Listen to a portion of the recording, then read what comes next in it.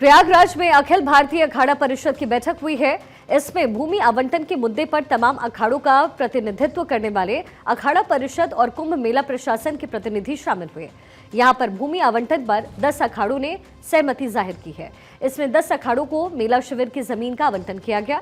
भूमि आवंटन की प्रक्रिया कल भी चलेगी, जिसमें बाकी बचे हुए अखाड़ों को जमीन बांटा जाएगा। एक रिपोर्ट आपको दिखाते हैं।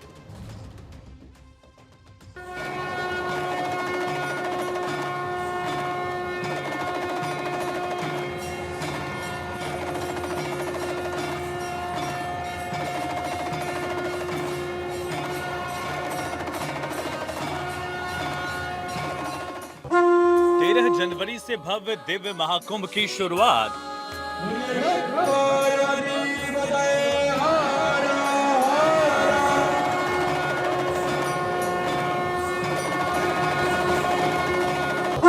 अखाड़ों के लिए भूमि आवंटन की प्रक्रिया जारी।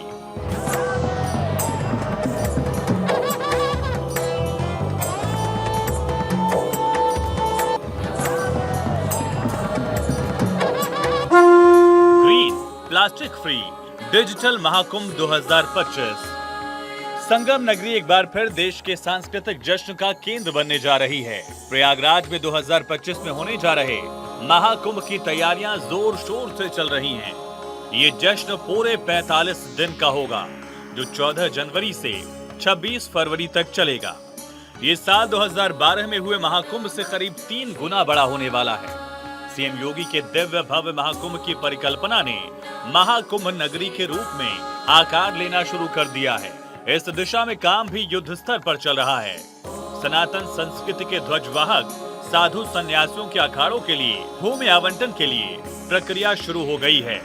प्रयागराज मेला प्राधिकरण, अखिल भारतीय अखाड़ा परिषद और सभी अखाड़ों के प्रतिनिधि संतों से मिलकर परंपरा के मुताबिक भूमि आवंटन कर रहे हैं। प्राधिकरण की ओर से आश्वासन दिया गया है कि किसी भी सूरत में अखाड़ों को पिछले कुंभ से कम भूमि आवंटित नहीं की जाएगी। संगम नगरी प्रयागराज में लगने जा रहे विश्व के सबसे बड़े मेले के लिए भूमि आवंटन आज से शुरू हो रहा है। अखाड़ों की भूमि का आवंटन अब शुरू होगा, जिसके लिए अखाड़े के अध्यक्ष महंत रविंद्रपुरी की अध्यक्षता में बड़ी बैठक यहाँ पर आयोजित की जा रही है। इस बैठक में संतों के साथ साथ प्रशासनिक अमला भी मौजूद है, जो कि लगातार संतों के साथ वार्तालाप कर रहा है।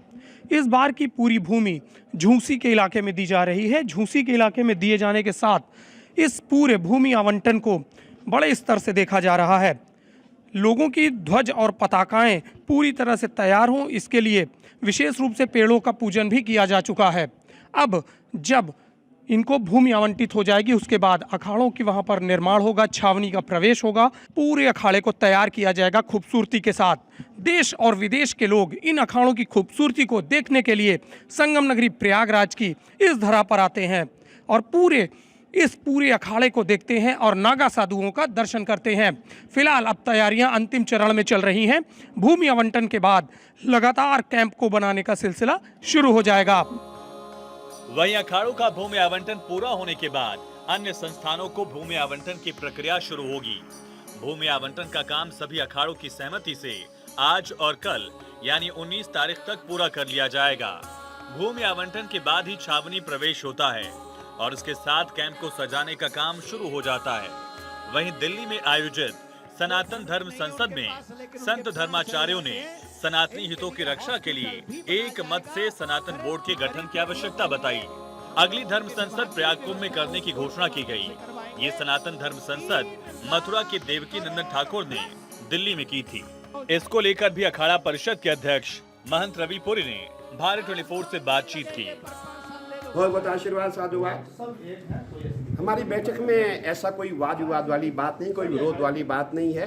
हम अभी यहाँ भंडारे में आए थे, सभी अखाड़ों के अध्यक्ष यहाँ बैठे हुए थे और सबकी वार्ता हुई और हमने यही जो हमारे माननीय योगी आदित्यनाथ जी की मंशा है, उनका यही मंशा है कि इस बार का जो महाकुंभ है, इसकी मिसाल पूरे विश्व में जाए और पूरा विश्व याद करे कि 2025 का जो महाकुंभ प्रयागराज में हुआ है बहुत दिव्य और भव्य हुआ है और हमें यही प्रयास करना है कि कुंभ जो हो आने वाला हमारा कुंभ दिव्य और भव्य। महाराज जी, आज की जो बैठक है उसमें कितने अखाड़े शामिल हुए और क्या क्या निर्णय होगा?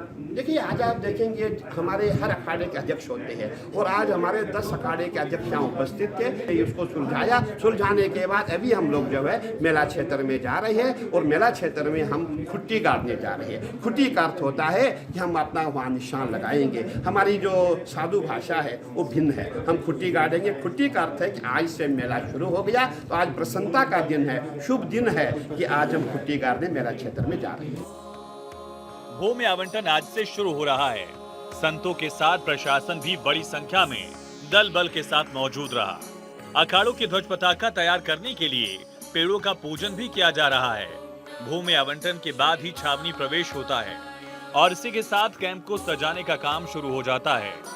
वहीं महानिर्वाणी अखाड़ा के सचिव जमुनापुरी ने इस बैठक को लेकर कहा कि साधु संतों और प्रशासन के बीच संतुष्टि है, किसी भी अखाड़े की कोई नाराजगी नहीं है। साधु संत महाकुंभ में अपनी संस्कृति को बेहतर से बेहतर प्रस्तुत करेंगे। हम सरकार के साथ मिलकर इस आयोजन को और भव्य बनाएंगे। एक मत थे, क्योंकि ये महाकुंभ है, पूर्ण महाकुंभ है, तो इसमें श्रद्धालुओं की संख्या से लेकर के और संत महात्मा भी ज़्यादा मात्रा में पहले की अपेक्षा 19 की अपेक्षा ज़्यादा आएंगे। तो उसी को ध्यान में रखते हुए जमीन वृद्धि की सबने मांग की गई और मेला प्रशासन की तरफ से अपर मेला अधिकारी विवेक चतुर्वेदी जी और उप मेला अधिकारी महोदय और भी कई अनेक अधिकारी यहाँ आए, वार्तालाप हुआ और उससे यही निष्कर्ष निकला कि ठीक है महाराज, हम जितना संभव होगा उतनी ज़मीन वृद्धि सबकी करेंगे। सब इस पर सहमत हुए मेला प्रशासन की। मूल बात यही थी। दूसरी बात ये थी कि जो कुंभ मेले में जो इन अखाड़ों की आश्रमों की जो भी छावनियाँ लगती हैं, उन सब में पहले 2019 में बहुत बेहतरीन सुविधाएं मिली थी सबको, तो इस बार गुंजाइश तो बेहतरी की हर वक्त रहती है, तो इस बार भी वो और उससे भी बेहतर होकर मिले। इस पर भी सब सहमत हुए और मेला प्रशासन के बीच में अपनी सहमति दिखाई। तो यही सब विषय थे जिसमें हम सब हुए और मेला प्रशासन ने हम सब महात्माओं की इस बात को मतलब संतुष्ट हैं आप लोग? बिल्कुल संतुष्ट हैं। आज भूमि का आवंटन है, आज भी होगा और कल भी होगा। महाकुंभ 2025 के दिव्य भव्य आयोजन को लेकर प्रयागराज मेला प्राधिकरण पूरे जोर शोर से तैयारियों में जुटा है। काशी की तर्ज पर गंगा यमुना के प्राचीन घाट चमकने शुरू हो गए हैं। भव्य दिव्य आयोजन होगा, लिहाजा सुरक्षा को लेकर भी सरकार सख्त नजर आ रही है। 40,000 जवान कुंभ मेले के दौरान तैनात रहेंगे। इस बार कुंभ में AI तकनीक का इस्तेमाल होगा। CCTV कैमरों से हर गतिविधि पर पैनी नजर रखी जाएगी और उपद्रवियों पर कड़ी नजर रखी जाएगी।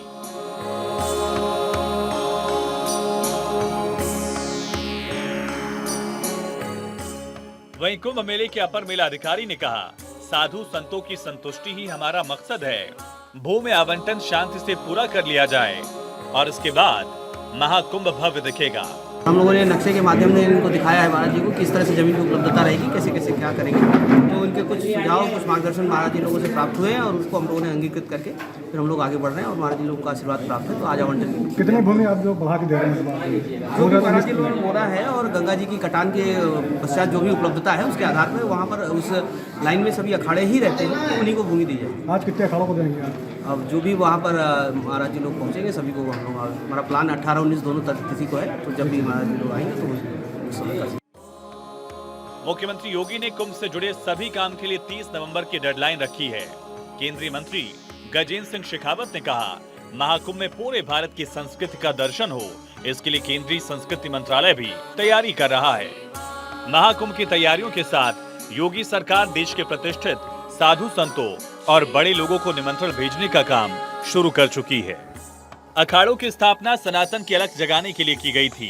देश में जूना अखाड़े में करीब 5 लाख से ज्यादा नागा सन्यासी, साधु संत और महामंडलेश्वर हैं। यह अखाड़ा शैव संप्रदाय का सबसे बड़ा अखाड़ा है। इस अखाड़े से जुड़े संत शिव के उपासक हैं। इस अखाड़े के इष्ट देव भगवान महादेव और गुरु दत्तात्रेय हैं। पंचदशनाम जूना अखाड़ा का मुख्यालय वाराणसी में है। जूना अखाड़े का छावनी प्रवेश का कार्यक्रम 14 दिसंबर को प्रस्तावित है। उसके बाद अन्य अखाड़ों का भी छावनी प्रवेश का कार्यक्रम जनवरी 2025 तक जारी रहेगा। जाहिर है संगम नगरी में आस्था का महाकुंभ लगने जा रहा है और इस मेले को भव्य और दिव्य बनाने के लिए तैयारियां जोरों पर हैं। Bureau report, Bharat 24।